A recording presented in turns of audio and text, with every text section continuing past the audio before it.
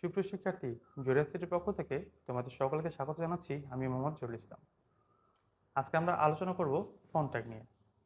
গত পর্বে আমরা আলোচনা করেছিলাম ফরম্যাটিং ট্যাগ নিয়ে এবং যেখানে দেখেছিলাম কিভাবে কোনো টেক্সটকে ছোট, বড়, মোটা বা বিভিন্ন হেডিং ট্যাগ ব্যবহার করে টেক্সটকে ছোট বড় করা যায়। কিন্তু যখন আমাদের প্রয়োজন অনুসারে কোনো টেক্সটকে নির্দিষ্ট কোনো সাইজের বা লেখাটার ধরন পরিবর্তন করতে হয়, তখন আমাদের ফন্ট ট্যাগটা ব্যবহার করা হয়। ফন্ট ট্যাগে সাধারণত তিনটি অ্যাট্রিবিউট ব্যবহার করা হয়। একটি হচ্ছে ফন্ট সাইজ,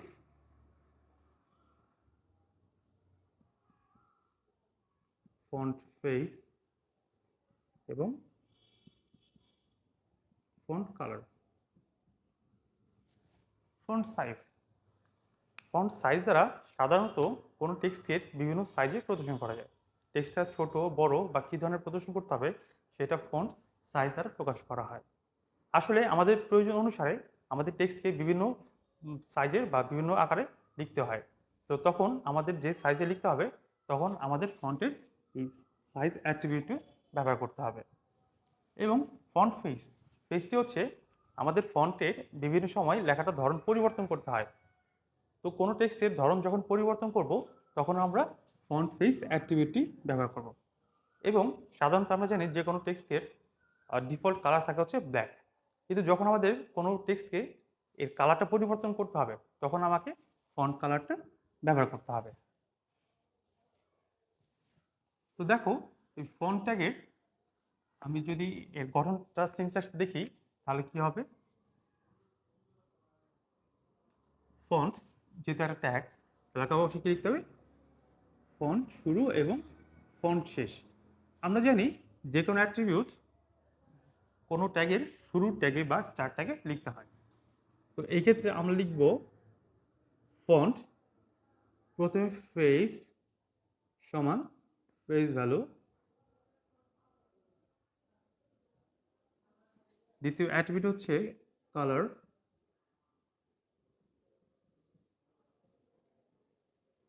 কালার ভ্যালু অথবা কালার নেম, এবং শেষ হচ্ছে সাইজ, যেটা হবে ফন্ট সাইজ। দেখো, আমাদের ফন্ট ট্যাগের মধ্যে তিনটি অ্যাট্রিবিউট ব্যবহার করব। একটি হচ্ছে ফন্ট ফেস, যেটা কি হবে ফেস ভ্যালু আমাদের এখানে দিতে হবে, কালার, কালার ভ্যালুটা এখানে দিতে হবে, এবং সাইজ, আমি ফন্টের যে সাইজটা ব্যবহার করবো সেই সাইজটা আমাকে উল্লেখ করতে হবে। তো ফন্ট ভ্যালু বা আমি যদি ফন্ট ফেস অ্যাট্রিবিউট নিয়ে একটু চিন্তা করি, আমাদের ফন্ট ফেসটি সাধারণত হয়ে থাকে টাইমস নিউ রোমান। সাধারণত আমরা যে কোনো ইংরেজি প্রকাশ করার ক্ষেত্রে টাইম নিউ রোমান্স এটা ব্যবহার করে থাকি, অথবা আমরা একটা ফেস ব্যবহার করে থাকি সুটনি এমজে। দেখো, সুটনি এমজে সাধারণত আমাদের ওয়েব পেজে কোনো বাংলা টেক্সটকে যখন আমরা প্রদর্শন করতে যাই, প্রদর্শন করতে গেলে আমাদের সুটনি এমজে এই ফন্ট ফেসটি ব্যবহার করতে হবে। তো আমরা তখন কি লিখব? ফন্ট ফেস সুটনি এমজে লিখলে আমাদের কি এরপরে আমাদের বাংলা টেক্সট কিছু লিখতে হবে, তখন সেটা আমাদের ওয়েব পেজে প্রদর্শন করবে। এখন হচ্ছে কালার। এখন আমরা কালার অ্যাট্রিবিউট দেখব। কালার কালার সাধারণত আমাদের কিছু ডিফল্ট কালার থাকে ব্ল্যাক, তাই না? এছাড়াও যদি আমাদের অন্য কোনো কালার লিখতে হয়, যেমন সাদা, লাল, সবুজ, তাহলে আমরা কি সরাসরি কালারের ভ্যালুটা ব্যবহার করতে পারি। তাহলে আমরা লিখতে পারি ফন্ট ফন্ট কালার সমান রেড।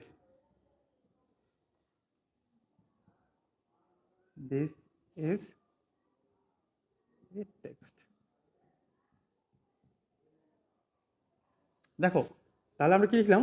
একটি ফন্ট ট্যাগ ব্যবহার করেছি, ট্যাগের মধ্যে অ্যাট্রিবিউট ব্যবহার করা হচ্ছে রেড। একটি টেক্সট ছিল this is a text, close font করেছি। তো এই ক্ষেত্রে আমাদের ওয়েব পেজে এই লেখাটাকে লাল কালার প্রদর্শন করবে, যেহেতু আমাকে এখানে কালার ভ্যালু বলে দেওয়া আছে রেড। সেহেতু আমাদের এই যে টেক্সটটি থাকবে বা দুই ফন্ট ট্যাগের মাঝখানে যেটুকু টেক্সট থাকবে সেই টেক্সটটুকে লাল রঙে প্রদর্শন করবে। কিন্তু আমি যদি এখন এখানে গ্রিন লিখি তখন আমার এটাকে কি করবে, সবুজ প্রদর্শন করবে। যদি আমি এখানে ব্লু লিখি এটাকে নীল রঙে প্রদর্শন করবে। তো এভাবেও আমাদের কোনো টেক্সটের রং পরিবর্তন করার জন্য এই ফন্টের কালার অ্যাট্রিবিউট ব্যবহার করা হয়। তাছাড়াও আমরা জানি এখানে বিভিন্ন RGB ব্যবহার করা হয়। তাহলে চলো আমরা কিছু RGB দেখে আসি।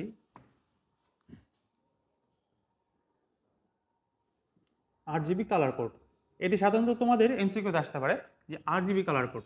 আর এ হচ্ছে সাধারণত রেড, গ্রিন এবং ব্লু। সাধারণত এই তিনটি কালার কম্বিনেশনে RGB কালার কোড গঠন করা হয়। এক্ষেত্রে দেখো আমাদের এখানে প্রত্যেকটি কালারের সর্বোচ্চ মান হবে 0 এবং সর্বোচ্চ মান হবে 255। তো রেডের ক্ষেত্রে 0 এবং 255, বাকিগুলোর ক্ষেত্রেও তাই হবে। সর্বনিম্ন মান হবে 0 এবং সর্বোচ্চ মান হবে 255। তো এখন দেখো আমাদের যদি কখনো ব্ল্যাক রং প্রদর্শন করতে হয়, তো ব্ল্যাক রঙের RGB কালারটা কি হবে? দেখো ব্ল্যাক রঙের মধ্যে আসলে কোনো রঙই থাকে না, এই জন্য আমরা লিখব 0.0.0.0। দেখো আমাদের এখানে ব্ল্যাক রং কি হবে 0.0.0। আমাদের এখানে রেডও 0 হবে, গ্রিনও 0 হবে এবং ব্লু রংটাও 0 হবে। এখানে কোনো রং থাকবে না, যেখানে কোনো রং থাকবে না সেখানে সেটা হবে ব্ল্যাক কালার। হোয়াইট, যদি আমি হোয়াইট রং দেখতে চাই এটা হবে 255.255. দেখো যেখানে রেড, গ্রিন, ব্লু সবগুলো রঙের উপস্থিতি থাকবে সেটা হবে হোয়াইট কালার। যদি আমি শুধু রেড কালার প্রদর্শন করতে চাই তাহলে আমি লিখতে পারি 255.0.0। তাহলে এখন দেখো এখানে শুধু 255 রংটা কি সর্বোচ্চ মান দেওয়া আছে এবং আর বাকিগুলো কি দেওয়া আছে, দুইটাই 0 ভ্যালু দেওয়া আছে। এর মানে হচ্ছে আমার এই যে এই মানটা হবে এই শুধুমাত্র রেড কালারের প্রদর্শন করবে। যদি আমি গ্রিন প্রদর্শন করতে যাই তাহলে আমি কি শুধু কি করবো, এই গ্রিন রংটাই আমি অ্যাক্টিভ করে দেবো, বাকি দুইটাকে ডিঅ্যাক্টিভ করে দেবো। তারপর এইটা হবে 0, 255, 0। এর মানে হচ্ছে শুধু গ্রিন রংটাই আমার কি থাকবে, সর্বোচ্চ পরিমাণ থাকবে এবং বাকিগুলো দুটো রং উজ্জ্বল থাকবে, মানে শূন্য থাকবে। যদি ব্লু রং প্রদর্শন করতে যাই তখন আমাদের করতে হবে 0, 0, 255। দেখো আমাদের যখন কি হবে ব্লু রং প্রদর্শন করবো তখন শুধু কি হবে 0, 0, 255 রং থাকবে। দেখো আবার এই কালার কোডকে আবার হেক্সা কোডেও প্রদর্শন করা যায়, হেক্সা কোড দ্বারাও প্রদর্শন করা যায়। তো হেক্সা কোডেও সাধারণত তিনটি রং ব্যবহার করা হয়, রেড, গ্রিন এবং ব্লু। তো এই ক্ষেত্রে আমার সর্বোচ্চ মান ছিল 0, হেক্সার ক্ষেত্রে সেটা সর্বনিম্ন মান হবে 00 এবং সর্বোচ্চ মান ছিল কি 255, আর এই ক্ষেত্রে সর্বোচ্চ মান হবে FF। যখন আমি কোনো কালার কম্বিনেশন করব তখন যদি ব্ল্যাক কালার লিখতে হয়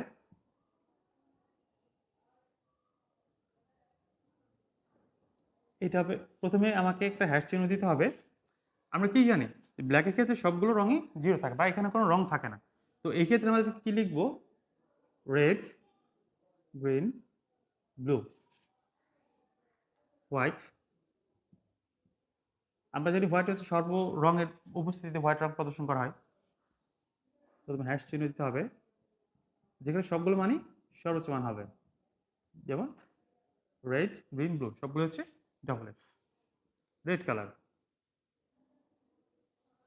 রেড কালারটা কি হবে, আমাকে শুধু রেড কালারটাই সর্বোচ্চ মান রাখতে হবে, বাকি দুইটা 0 দিতে হবে। গ্রিন হবে 0, 0, শুধু গ্রিনটাই FF হবে, ব্লুটাও 0, 0 হবে। ব্লু হ্যাশ, রেড 0, গ্রিন 0, শুধু ব্লুটাই সর্বোচ্চ মান। তাহলে দেখো আমরা কি করতে পারি, কোনো টেক্সটের রং পরিবর্তন করার জন্য আমরা চাইলে কোনো টেক্সটের যে রংটা ব্যবহার করব তার সরাসরি নামটা ব্যবহার করতে পারি, অথবা আমরা এখানে চাইলে RGB কালার কোড ব্যবহার করতে পারি, অথবা আমি চাইলে এখানে হেক্সা কোডও ব্যবহার করতে পারি। তবে তোমরা এটা একটু নোট করে রাখতে পারো তোমাদের MCQর জন্য। এখন আমরা দেখব কোনো টেক্সটের যদি কখনো সাইজ পরিবর্তন করতে হয় তখন আমাদের কিভাবে লিখতে হবে। সাইজ পরিবর্তন করার জন্য আমাদের সাইজ অ্যাট্রিবিউটটি ব্যবহার করতে হবে। আমরা লিখব ফন্ট সাইজ সমান, আমি এখানে সাইজটি উল্লেখ করব, তাহলে আমাদের সাইজটি প্রদর্শন করবে।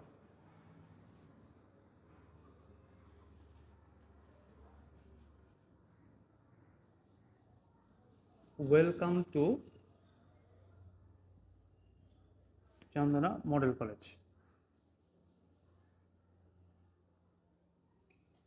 লেখাটি নীল রঙের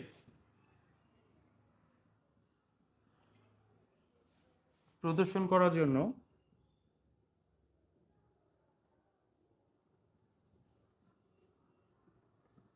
HTML কোড লেখো।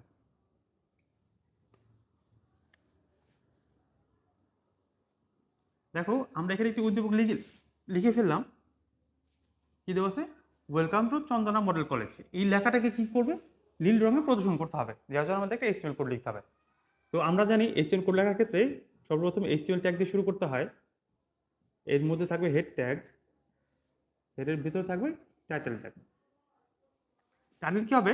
সাধারণত কোন প্রতিষ্ঠানের নামেই টাইটেলটি করা হয়, তো সেটাই আমরা লিখে দেব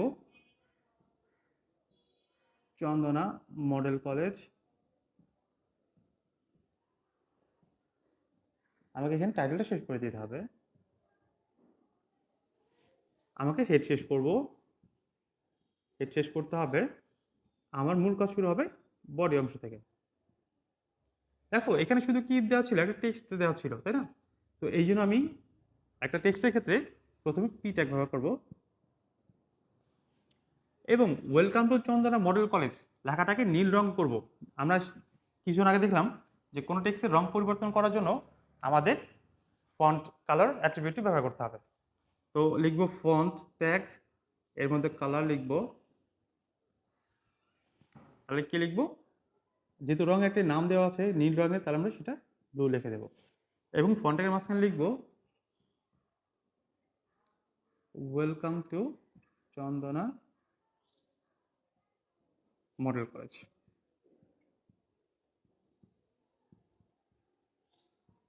এখন আমাকে ফন্ট ট্যাগ শেষ করতে হবে, এরপর আমাকে কি পি ট্যাগ শেষ করতে হবে। দেখো আমি এখানে বডি শুরু করেছি, শেষ করা নেই, আমাকে বডি অংশ শেষ করতে হবে এবং সবশেষে HTML অংশ শেষ করতে হবে। দেখো আপনি কি খুব সহজেই আমি চাইলে যে কোনো টেক্সটের কালারকে পরিবর্তন করতে পারি। তো আজকের মধ্যে এখানে বিদায় নিচ্ছি। আশা করছি তোমরা বুঝতে পেরেছো। যদি বুঝতে সমস্যা হয় তাহলে কমেন্টস বক্সে আমাদের জানাতে পারো।